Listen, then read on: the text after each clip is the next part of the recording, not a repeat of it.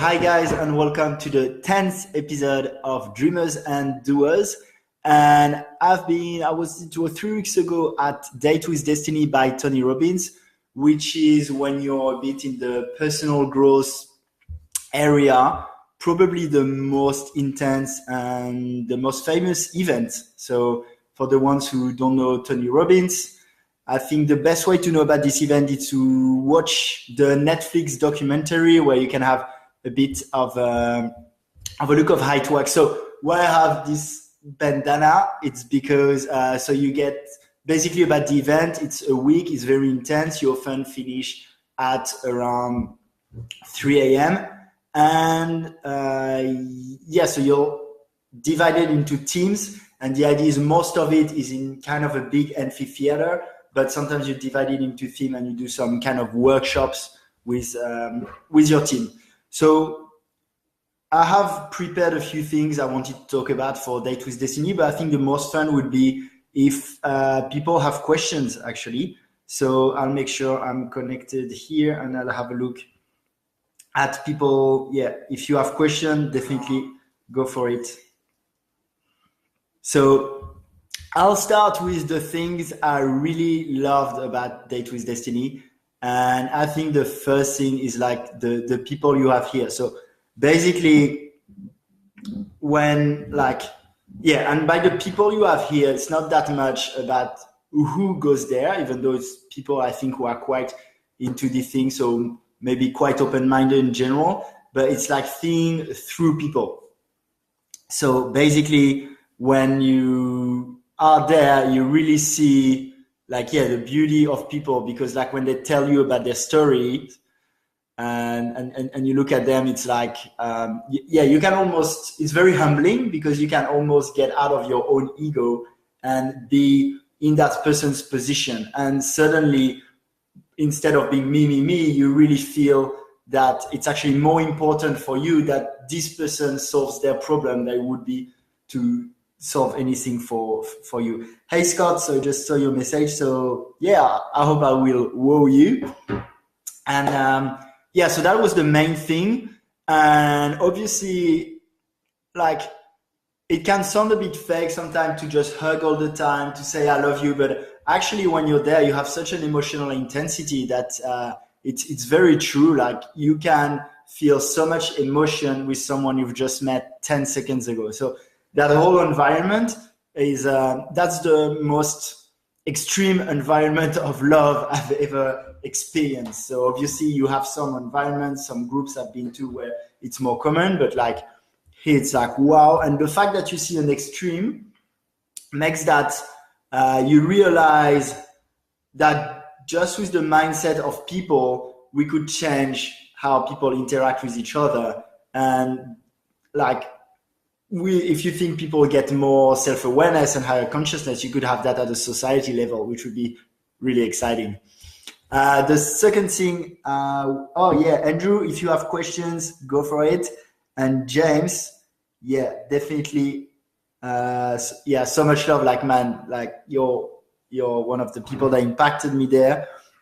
So Andrew, go for it. If you have questions, interrupt me. That'll be more interactive. So the second thing that really impressed me is like Tony Robbins, like just seeing him. And I really didn't want to miss that event because there's not two like him, if you look at cool conferences of intellectual people, there's like obviously some very impressive ones, but it's like, there's like different ones. Well, Tony Robbins, there's not like two people that have, so he has amazing content. So if you read Awakening the Giant Within, it's a book, I think he wrote it in the 90s. And when you read it today, it's such amazing content. So the content of what he says is amazing, but how he puts it in this event that are very emotionally intense and very dynamic is completely unique. And how he interacts with so much self-confidence, so much energy all the time. I think it's 57. It's like crazy to see, and until 3 a.m. sometimes. So it's good to have someone who's like the proof of what he preaches, and that makes it very, very impressive. So James, I completely agree. Environment is everything. And that's something I figured out, like even here in Bondi with some communities where you can be like open-minded and vulnerable in a way easier way that I could do, for example, back in Paris, to be honest. So Andrew, question 1, he has 2 events, Date with Destiny and Unleash the Power. Would you recommend seeing one before the other? So I'd say most people who go to Date with Destiny do Unleash the Power Within before, because it's way cheaper, it's shorter, and so they want to have a snapshot of what it is. I like to go for the most intense thing directly, so I went straight to Date with Destiny because it's also more deep. Unleash the Power is more motivational, I understood. So I can't really answer your question because I haven't been to Unleash the Power Within, but Tony Robbins himself says that Date with Destiny is his favorite event. So if you're convinced about it, which I was when I wanted to go there, I'd go straight for Date with Destiny. If you're not sure, probably try Unleash the Power Within. If you have other questions, keep going. And now I'll go to, the power of the heart. So that's very interesting because, so I said about how the content was good, but how it's delivered is very important. And I think there's 2 things. It's like, so the content's like more the heady stuff, which you can find in a lot of books and other experiences. But what's really good is, the work on love and the heart and what comes from your heart.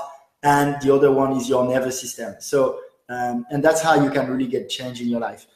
So for the power of the heart, the idea here is like heart or intuition, call it whatever you want, but it's like to not overthink things. And it's true that you often have more clear answers and answers that feel more true when you just follow your intuition. So there's a bunch of work I've done already with it, but he has that really cool meditation to see what matters to you. And so what I really like with this event also is like it combines different things, which is the a bit more American motivational speaking, but I'll go back to this, but that's actually not as unimportant as it seems. It's quite important too. And some influences, like this meditation was from a guru from India, or meditation teacher from India. And so you have those very different things. So working on the intuitive mind was quite an interesting one, but then I'll go to one that was super interesting, which was working with the nervous system. So basically, we often think if we want to change, we have to understand something in our mind and then just apply it and we can do this change. But if it was that easy, we would be at the gym every morning and, we would always act consistently according to what we want to do. And that's just not the case. And the biggest example of this is when you have a phobia, right? Your mind wants to do something, but your nervous system doesn't respond. So for example, for myself, I don't know if it's a phobia, but let's say there's a big cockroach and I want to grab it. My mind says it's not dangerous, just take it. But like my body is like, nah. And so it's very important to understand that it's good to understand things, but most of your decisions are actually made by your nervous system and your body, and they're made unconsciously. So it's good to know you want to do something, but then the work is done on your body unconsciously, wanting to do that stuff effortlessly. And so that's quite important. And that's, I'll go back to the image of motivational speaker, because Tony Robbins doesn't like to be called this way, and I understand why. But still, basically half of the event, we shout, we dance, we use a lot of our emotions and our body. And the thing is, the reason is we don't just want to understand the things, but we want to feel them, to really incorporate change. So when I see those, what you could think is a bit bullshit of like shouting, you'd be like, what the fuck's happening there? It actually is for a very reason, which is to understand things cognitively, but on top of it, getting it inside your nervous system. And that's very important if you want to change things in your life. So I wanted to insist on this because that was pretty new to me, because I'm always about training the mind, but like if you train your nervous system, it's way more efficient. So it doesn't mean like it's good to do both, but and when I do the Wim Hof method, it's the same. It's like getting your nervous system to like things rather than doing the effort of having the discipline.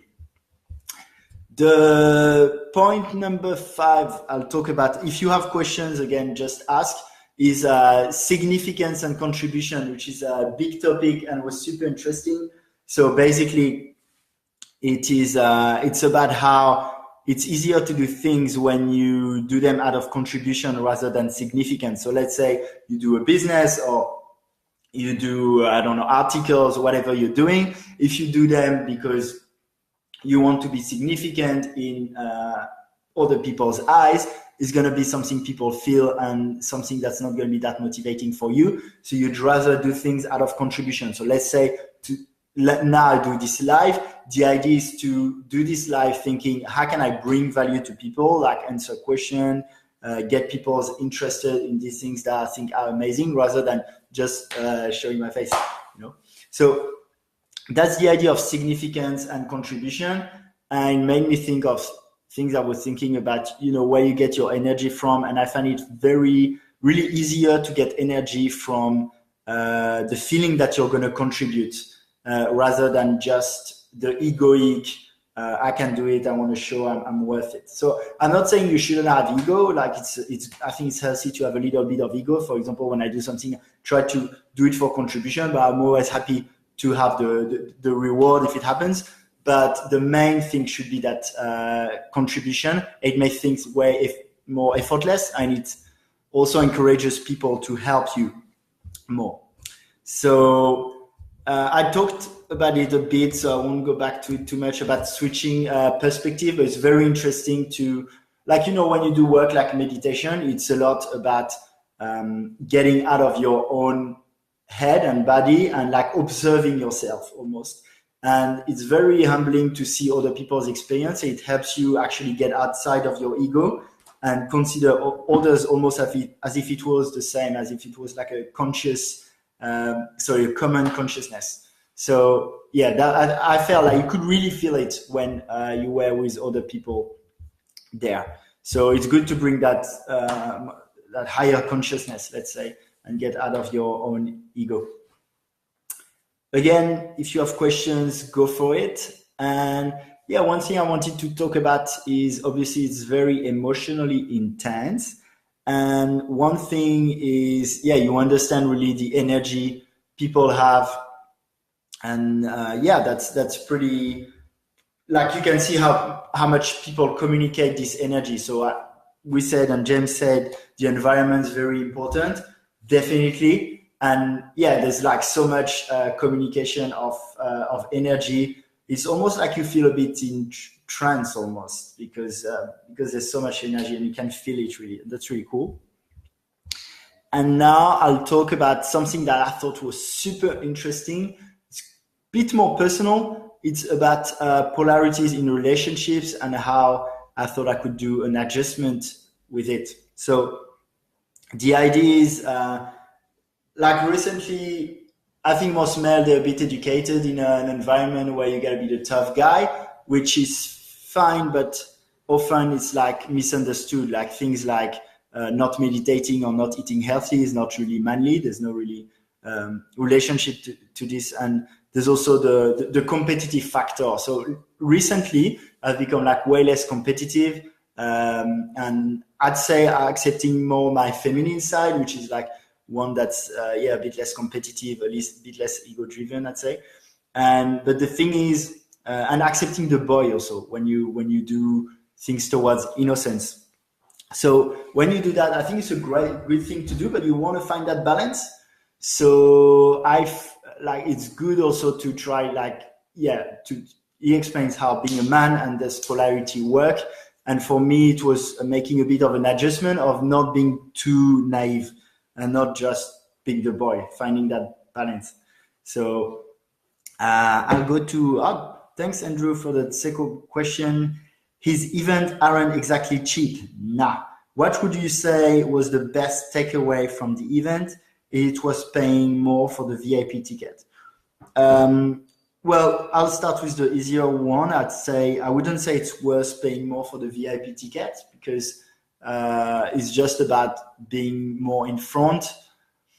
But I don't really see I don't see a big difference. So I would, yeah, as you say, it's expensive enough, so I wouldn't go for the VIP ticket. But then the best takeaway from the event, I'd say if I had to choose one, it would probably be the work on the nervous system that I really underestimated.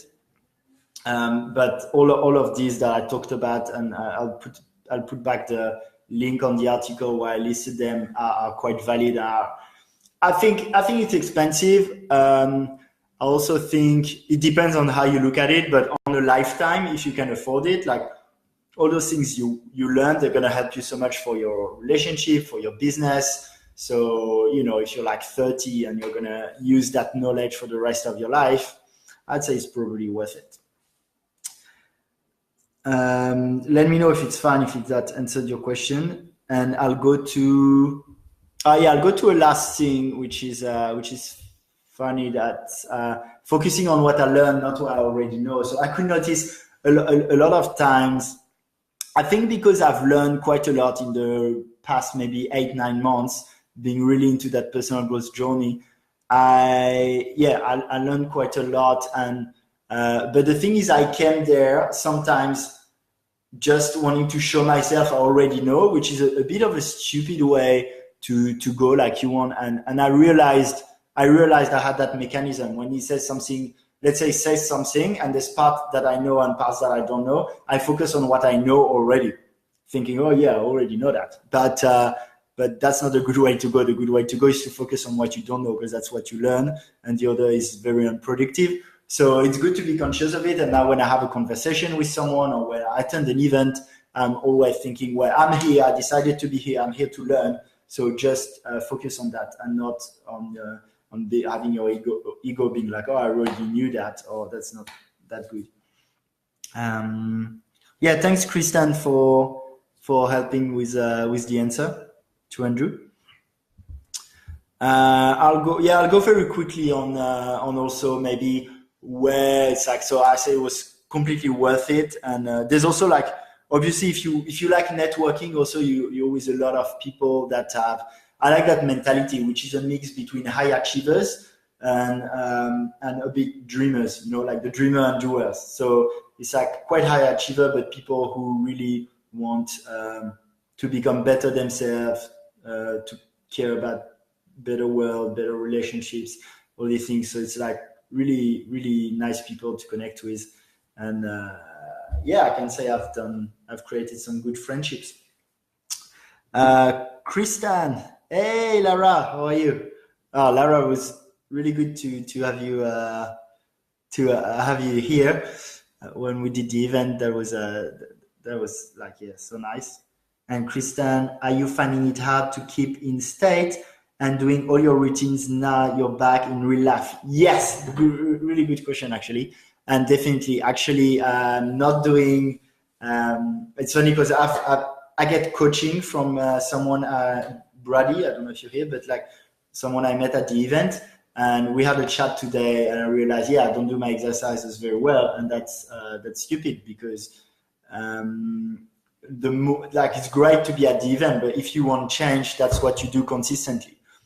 So it's about like shouting who you want to be. So I'm still a bit shy sometimes. Like I think I became like my family and friends, they already think I'm a bit crazy. So if I start, and my flatmates, so if I start shouting, I'm the voice, I'm something like they'll be like, whoa, what the fuck is this guy? So but I shouldn't be stopped by this. So I make sure I'm gonna incorporate that in my morning routine, doing the incantations and these things.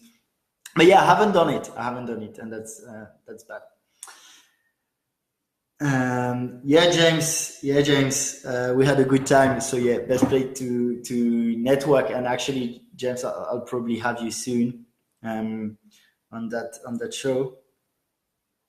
Thanks, Lara. Well, being honest and open, I guess I learned it a bit from you too. Okay, so it was amazing. Now I just want to touch base quickly on just a few things I thought was I think it's my French self.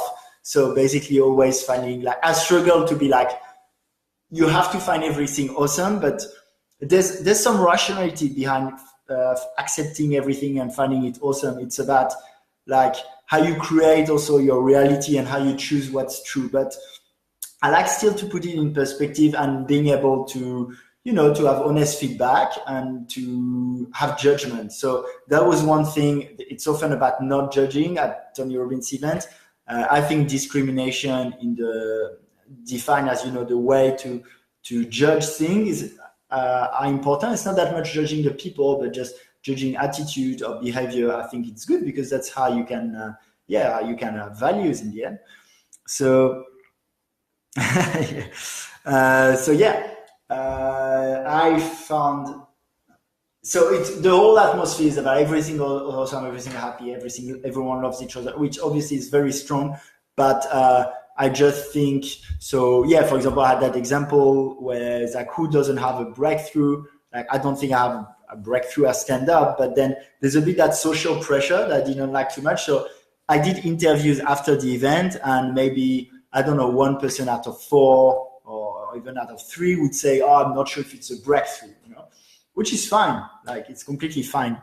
But when Tony Robbins asked, there's like, I think we were like 15 people or 13 people being standing. And because there's like a bit that social pressure of having a breakthrough, you have to have a breakthrough. But if you just get good insights or maybe a breakthrough later, it's completely fine. But I thought, so yeah, there's a bit that atmosphere that everything's awesome, but that participates, that part of it. The other thing I thought a bit philosophically that was slightly far-fetched is like, there's always that, let's say, that idea that we are guided by someone who wants our good, which is a good thing to believe in. And, if you make a bet to believe in this because that makes you a better person or that gives you the energy, that's a really good thing to do. So you can think this, but to me, it's like a bet and something you want to believe in, but it's definitely not something obvious, right? Like, I'm happy to think the architecture of the universe is not something that cares that much about what I think, what I want to do, and that. So it's like, it's often about you're guided, you're like, by something that pushes you towards a direction. I'm happy to think things can be a bit random too, but that doesn't alter the experience too much, to be fair. So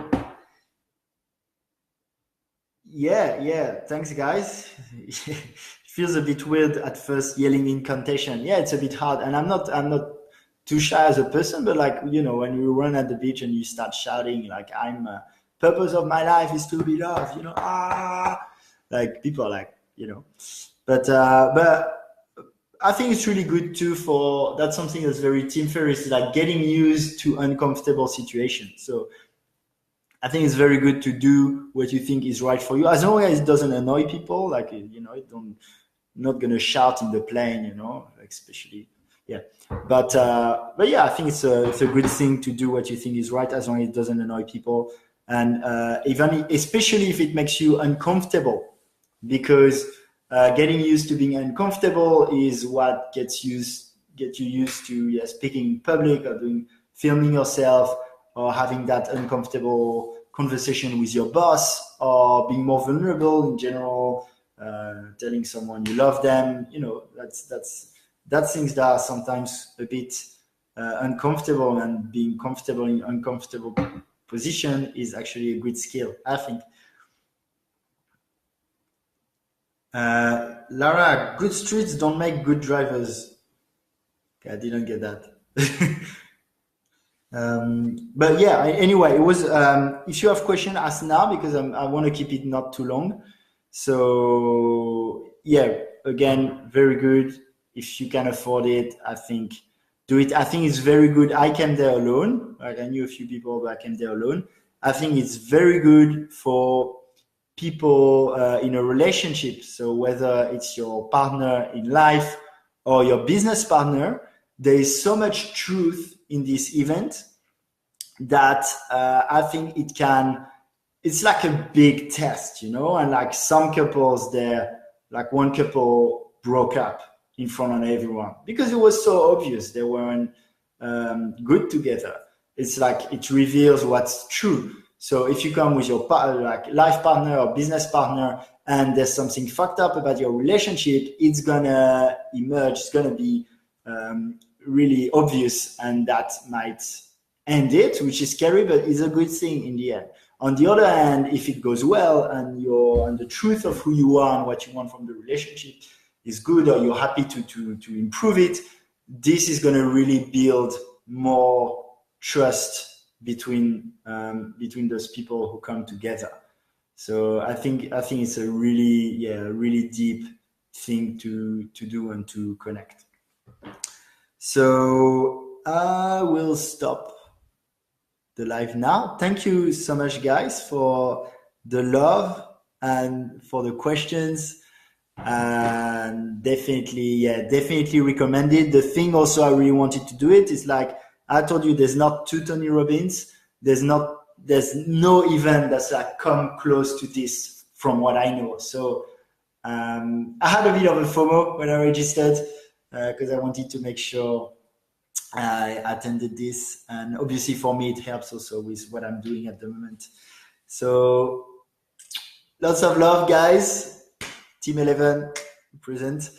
Next week I'll go back to interviewing other people, and it will be next week it'll be super interesting. It'll be Koshi Kuram. So we talked about the nervous system. He's a neuroscientist, and he trained his body to not react at all to stress. So basically he did scan with fMRI scanners, and you can see in stress situation his brain is the same, while usually your brain has like a big response to stress. So I mean, you'll see next week, but like super interesting guy to listen to. That'll be pretty amazing. I'm pretty excited about it, and I'm finishing his book actually at the moment that I'll talk about when we do the interview. Thanks, guys. See you next week. I'll stop the live.